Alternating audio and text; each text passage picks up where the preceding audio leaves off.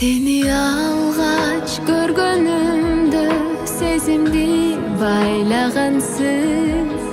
Göңülümdün orun alıp sүйүңдү arnagansın.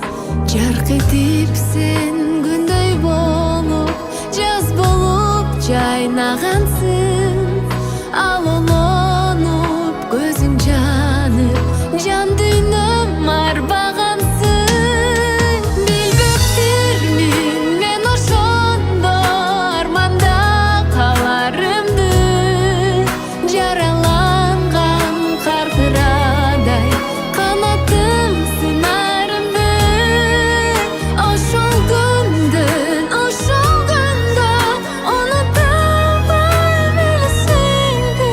Жолугууну эңсей берем түшүмдө келесиңби?